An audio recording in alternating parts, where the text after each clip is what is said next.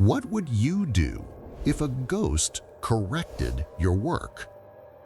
This wasn't a haunted house. It wasn't a cursed artifact. It was just a grave. A regular family in Japan, mother, father, child, was hired to restore an old tomb. Easy money. Clean the stone, realign the base, until the woman buried beneath showed up. In broad daylight, she didn't scream, she didn't float, she simply stood there and watched. And when they rushed the job, she warned them once. Then again. Then she appeared. Let's dive into today's story on Uncle Hollow Annex, one where respecting the dead isn't just tradition, it's survival. In the quiet outskirts of Tokyo, where ancient pine trees lean over narrow stone paths and the air carries the scent of moss and incense, a small family lives by caring for the dead. Shigeru and Aiko aren't funeral directors or monks. They don't wear robes or recite chants. They're working-class laborers, hands worn from years of construction, who now make a modest living cleaning and repairing old gravestones in forgotten cemeteries. Their son, Minato, is still elementary school. Too young to work, too old to stay home alone. He often accompanies his parents to the jobs. He doesn't mind. He likes the silence. He watches ants crawl across marble inscriptions, hears the wind whistle through tall grass, and sometimes finds broken incense sticks still warm from a recent visitor.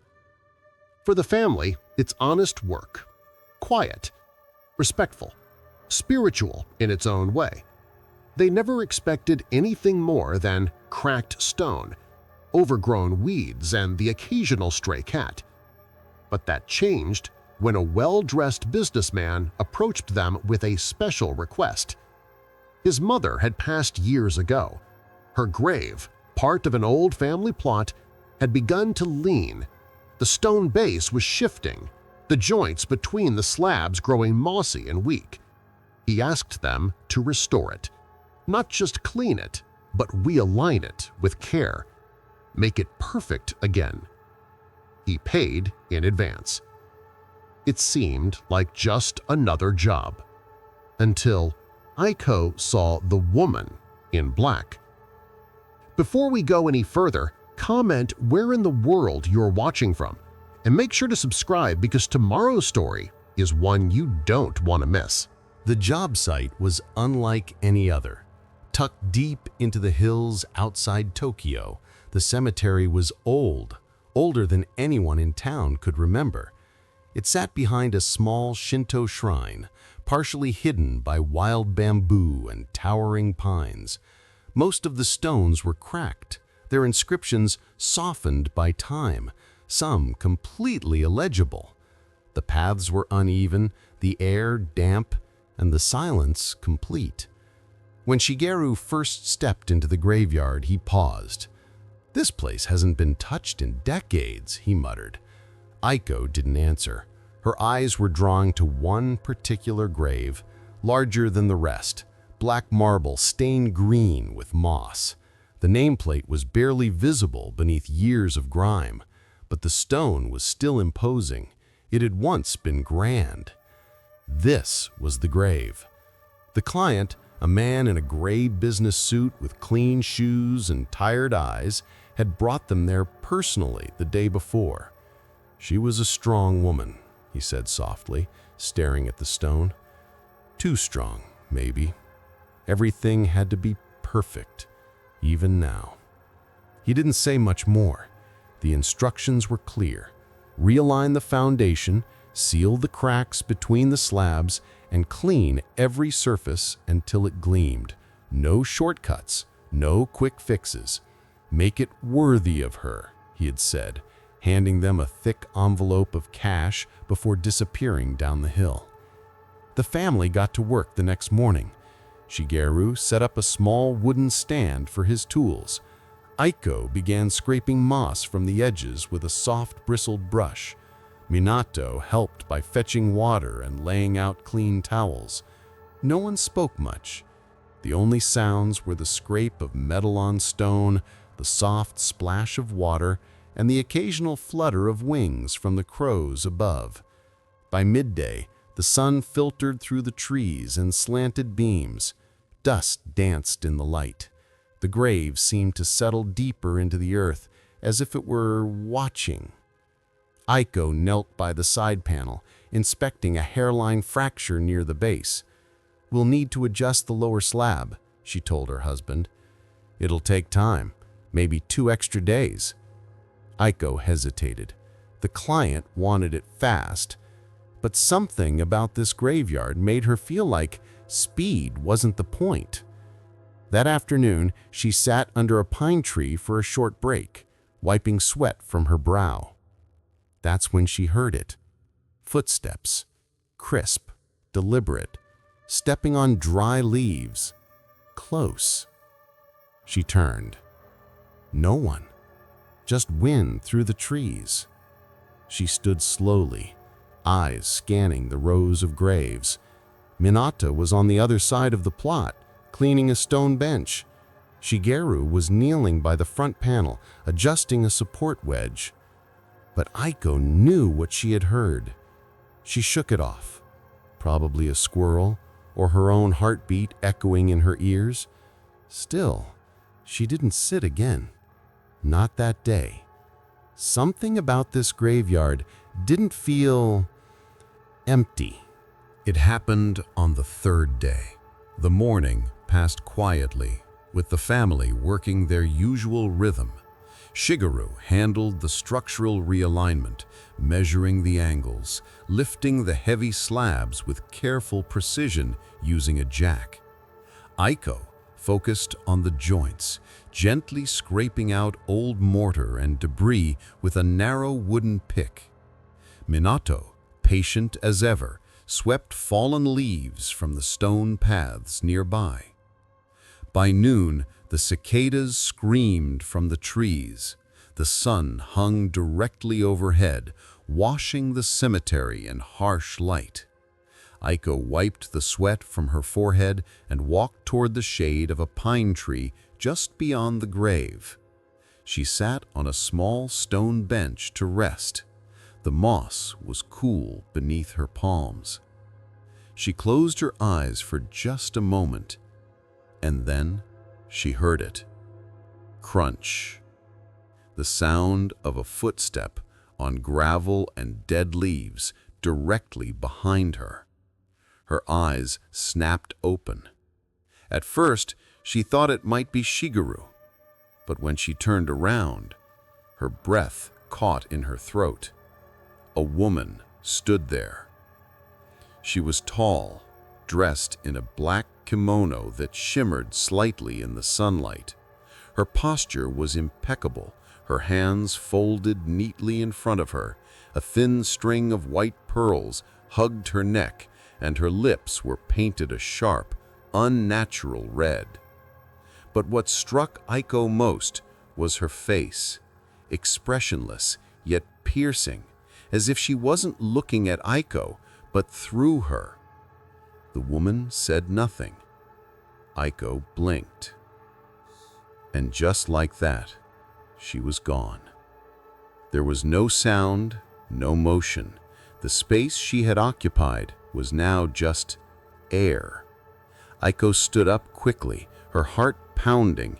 She turned in a slow circle, eyes darting between the gravestones, the trees, the path.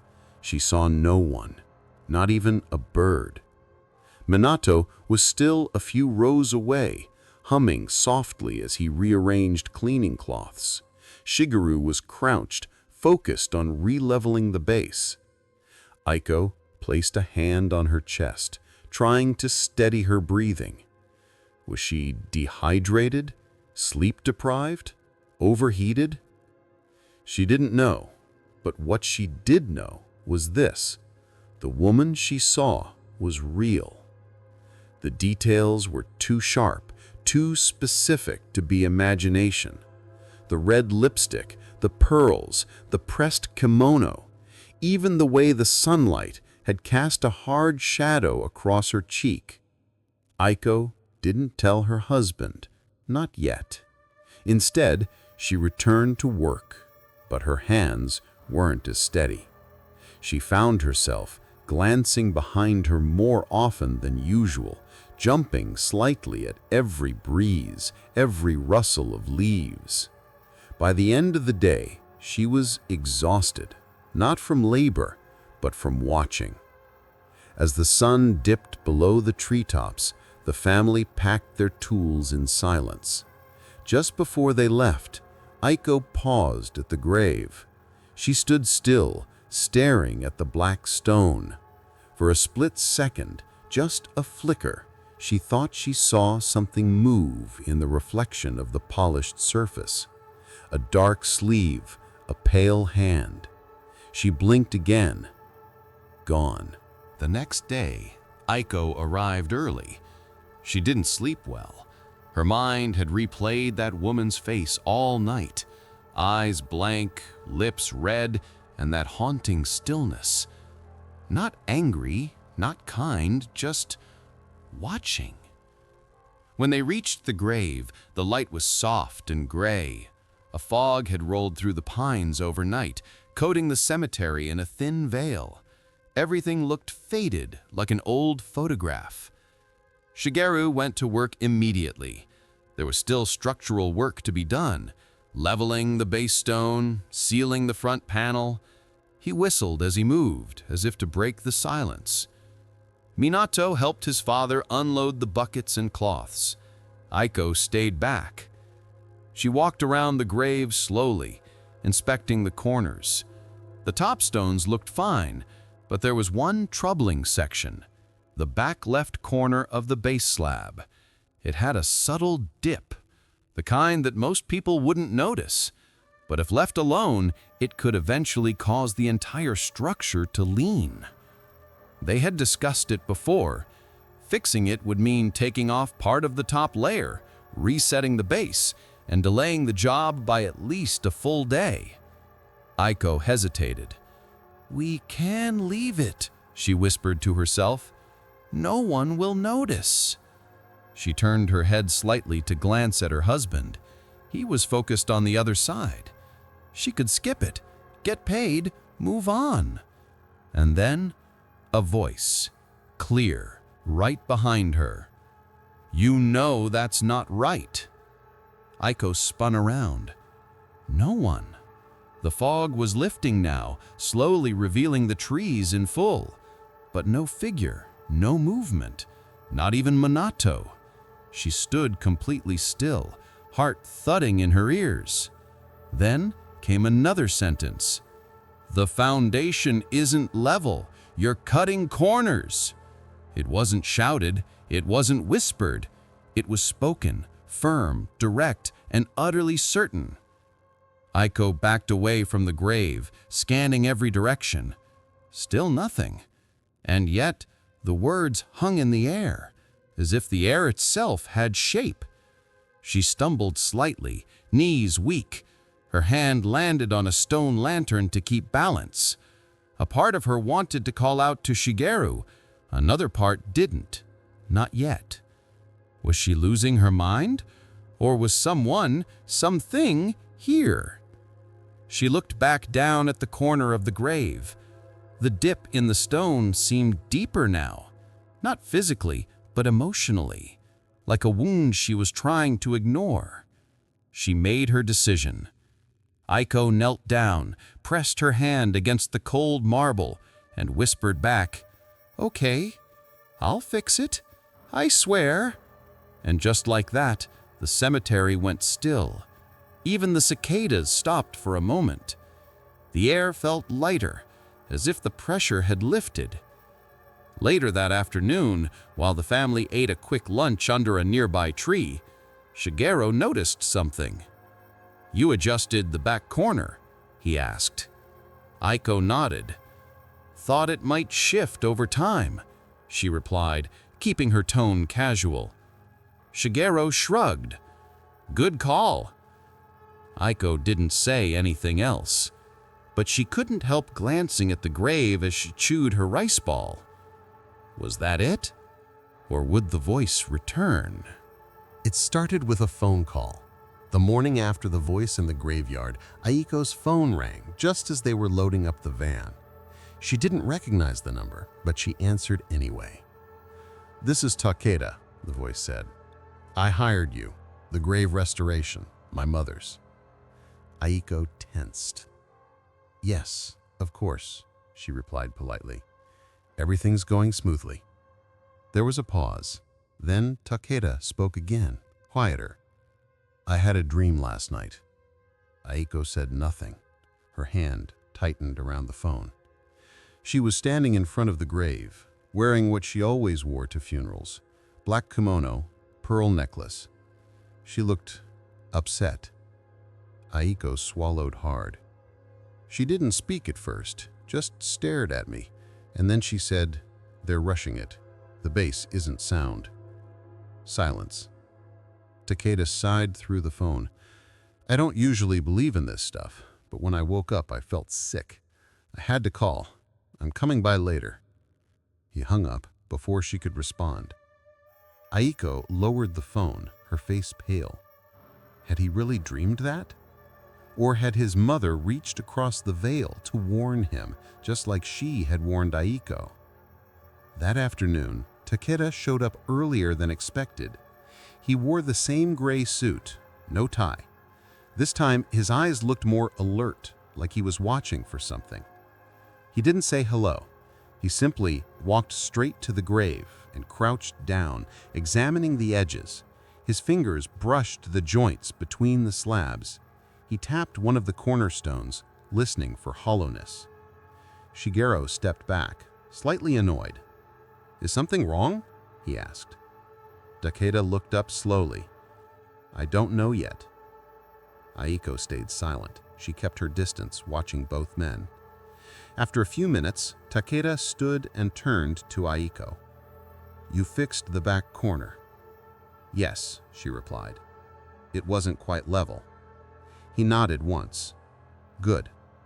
Then he reached into his pocket and pulled out a small folded paper, a photo. He handed it to her. Aiko unfolded it carefully.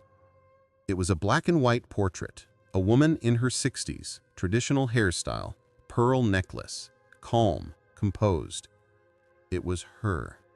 The woman in the graveyard, the one who vanished, the one who spoke. "That was taken after my father's funeral," Takeda said. "She wore that same outfit to every burial." Aiko's hands trembled slightly. "She was very particular," Takeda added.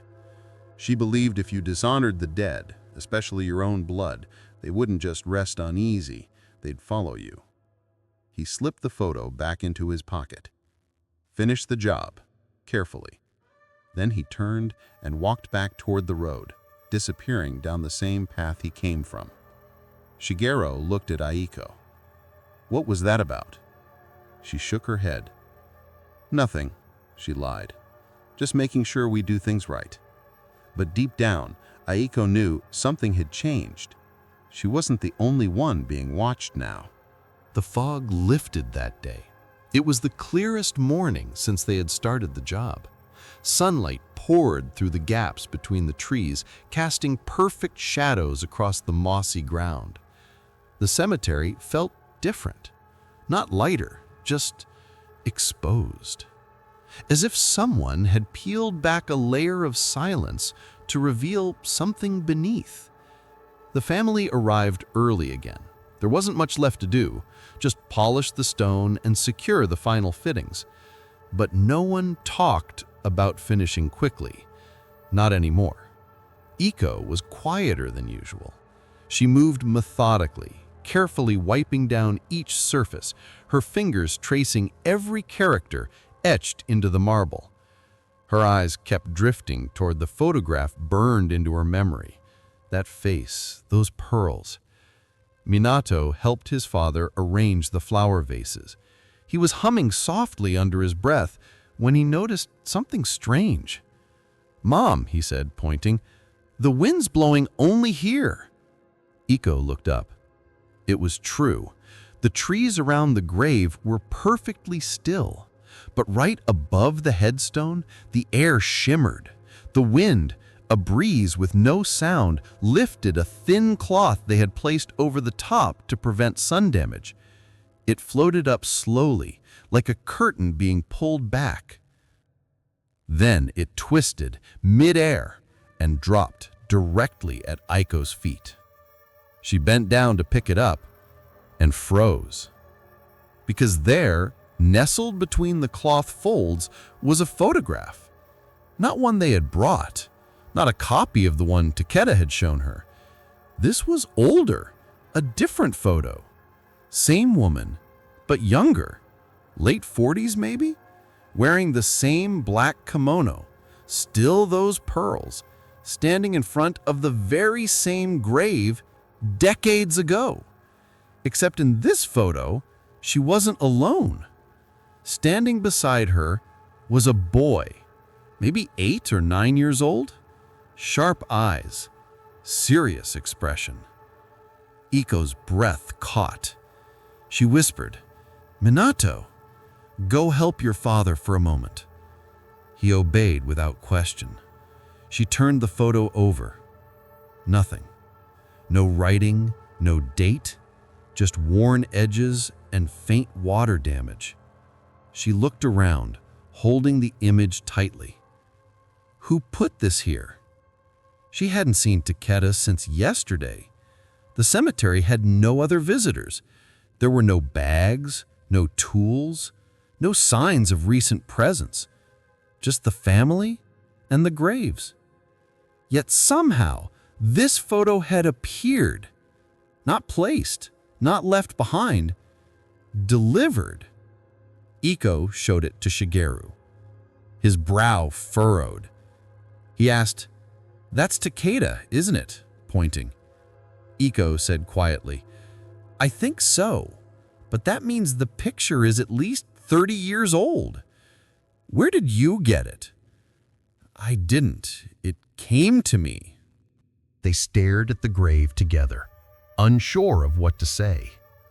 The air around the marble had gone still again, as if the wind had come just long enough to give something back.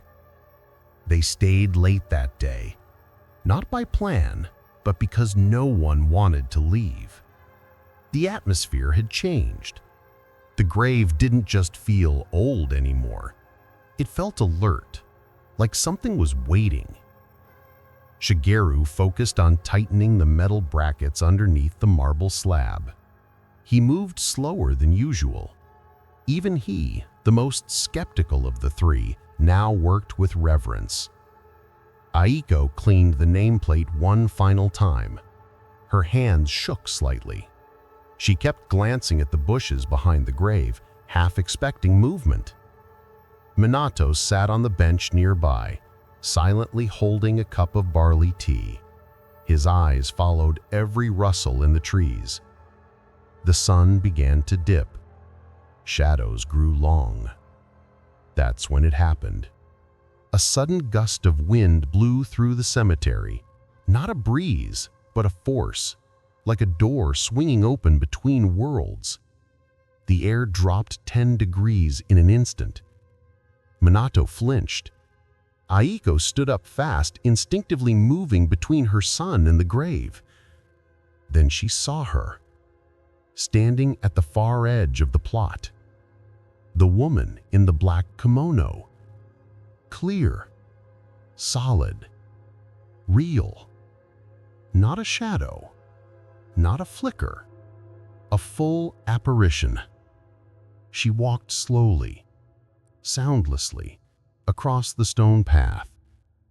The red lipstick, the pearl necklace, the same poised elegance, but now there was something else in her face.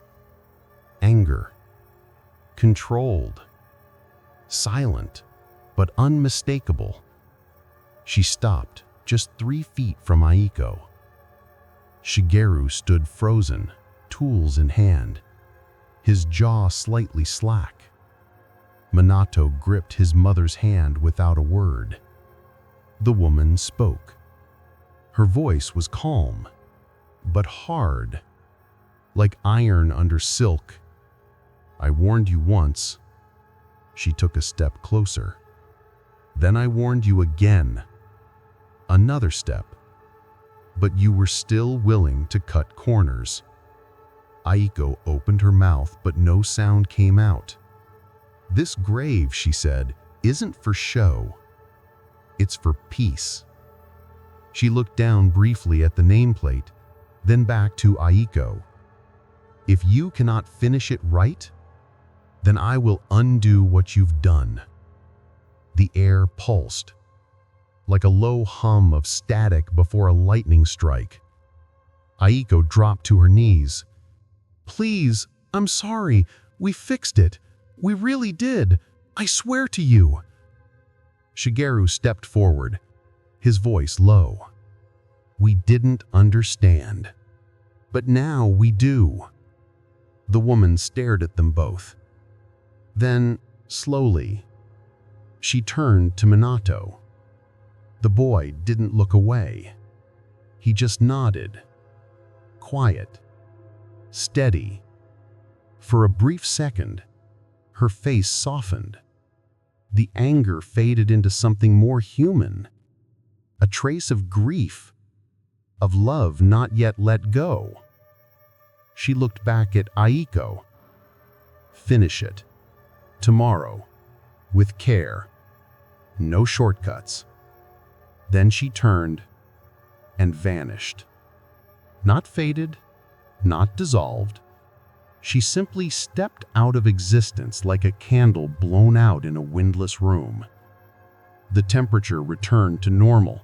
Birds began chirping again in the distance. The three of them stood there, silent, shaking but strangely calm. Not because they weren't afraid, but because now they understood. This wasn't just a grave. This was a contract with the dead.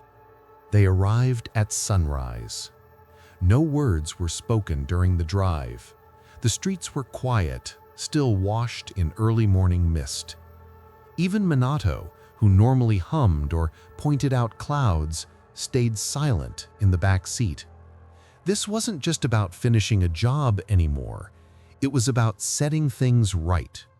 They brought everything: new tools, finer brushes, fresh sealing compound.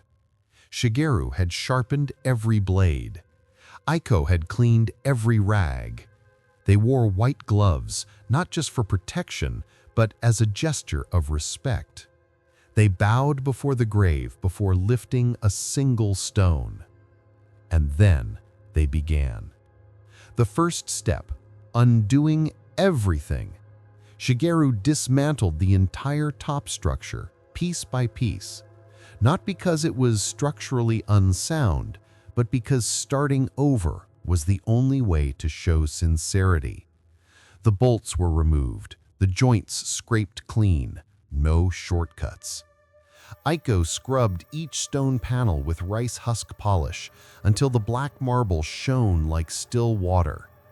Every engraved kanji was gently re-inked by hand, using a brush dipped in soot and oil, the traditional way. Minato collected all the fallen leaves around the plot and burnt incense at the four corners, just as he'd seen shrine caretakers do.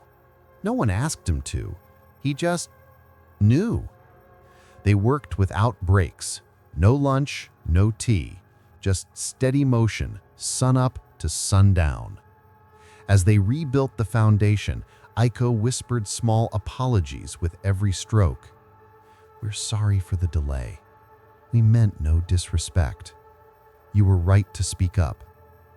It wasn't for show. She meant every word. By late afternoon, the grave stood whole again, stronger, straighter, flawless. Shigeru placed the final flower vases, aligning them to the exact millimeter. Aiko lit one last stick of incense, its smoke curling upward like a thread connecting two worlds. Then the three of them stepped back and bowed deeply, not just out of custom, but because it felt like the only proper way to end the day. They stayed for a moment longer, standing still, letting the silence settle. No wind blew, no shadows moved, but for the first time, the grave felt quiet, truly at peace. As they turned to leave, Aiko glanced over her shoulder one last time. There, just beyond the grave, stood a lone white butterfly, still, watching. And then it took flight, drifting upward through the sunlight. She smiled. A week passed, then two. The grave stood undisturbed, silent in the shade of the pine trees. Rain had come and gone, yet not a single stone shifted. The incense holder remained clean. The air, though heavy with autumn, no longer carried that strange tension. On the 15th day, Takeda returned. He came alone. He walked slowly up the path, holding a single white lily wrapped in paper. Shigeru was nearby, working on another grave. Aiko had just finished placing fresh flowers on a different plot. They both straightened when they saw him. "It's perfect," Takeda said before either of them could speak. "I came to say thank you." He approached the grave, placed the flower gently, and bowed. Then, turning to Aiko, he added softly, "She came to me again last night." Aiko's breath caught, but she didn't speak. Same place, same dream. But this time, he paused. She was smiling. Shigeru let out a quiet breath through his nose. Takeda looked down at the stone. She always said people reveal who they really are when no one's watching. I think she saw the way you worked, the care, the regret, and she forgave you. He handed Aiko a small envelope. Inside was a photograph, not of the grave, but of Takeda and his mother, sitting on the porch of an old house, sipping tea.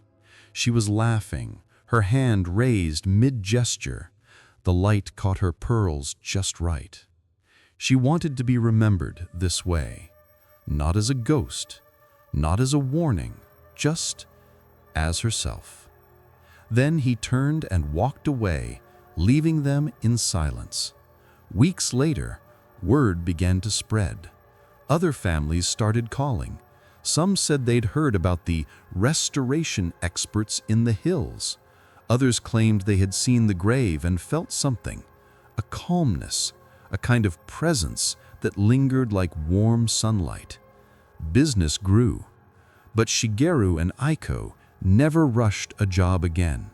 They took fewer clients, worked longer hours, and treated every grave like it was their own family buried beneath.